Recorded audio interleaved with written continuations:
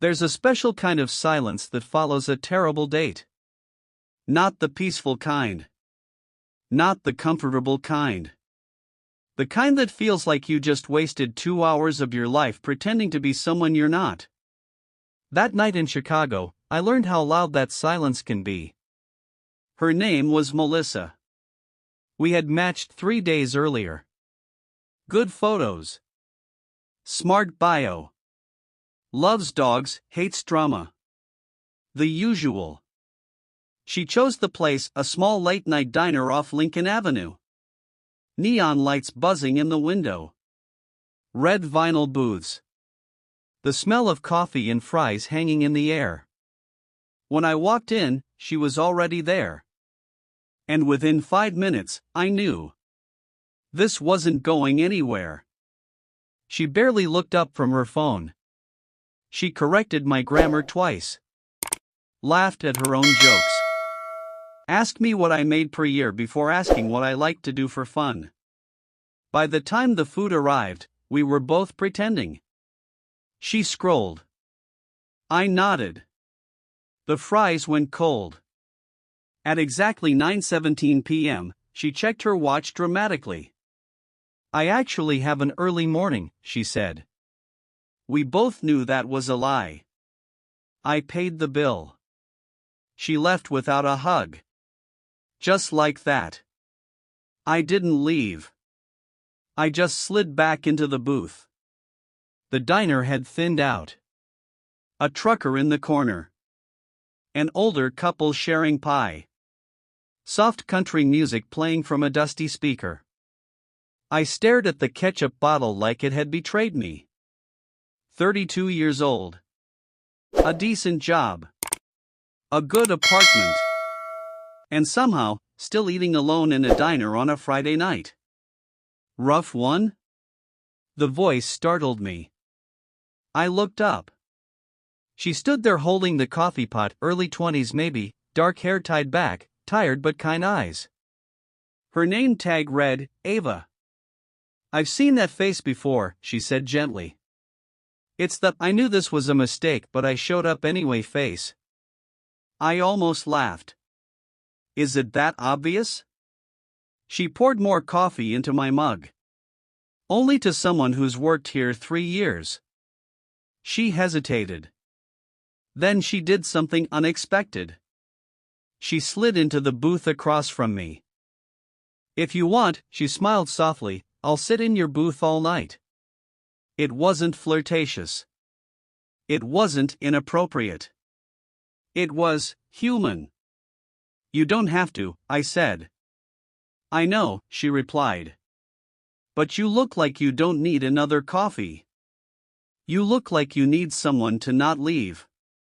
That hit harder than the date ever could. So I shrugged. Okay.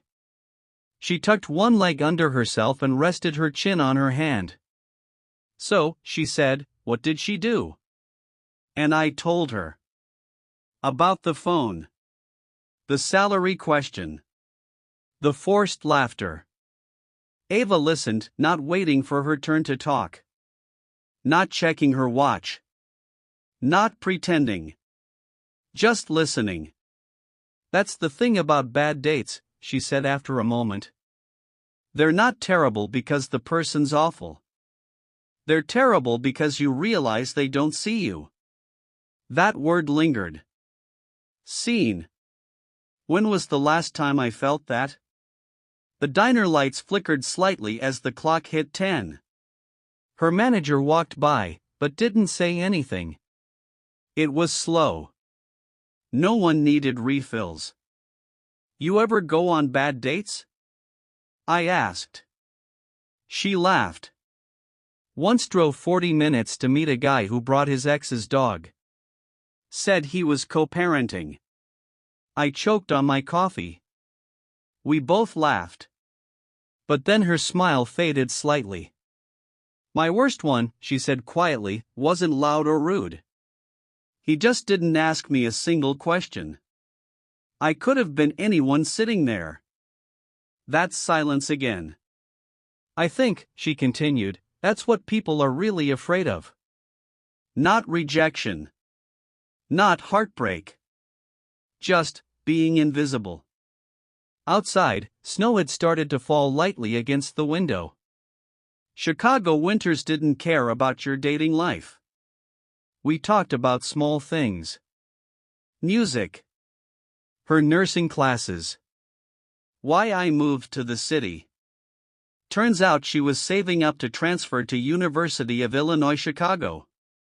She worked double shifts. She sent money home to her mom. She had dreams that felt bigger than this diner. You ever think, she said thoughtfully, that maybe the right person doesn't show up at the right time? But at the right moment? What's the difference? She looked at me for a long second. The right time is planned. The right moment is needed. That stayed with me. At 11:30, the manager called from the counter. Ava, we're closing soon. She sighed softly. Well, she said, sliding out of the booth, looks like I can't sit here all night after all. I felt something unexpected, disappointment. Not because I had fallen for her, but because for the first time that evening, I hadn't felt alone. She handed me the check just for the extra coffee.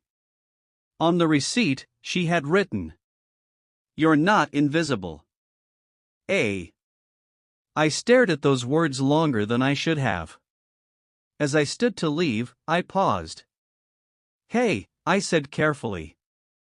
Would you maybe want to get coffee sometime? When you're not working? She studied my face. And smiled. That depends. On what? On whether you're asking because your date was terrible, or because you actually want to know me. Fair question. I thought about it. The easy comfort. The shared laughter. The way she listened. I want to know you, I said honestly.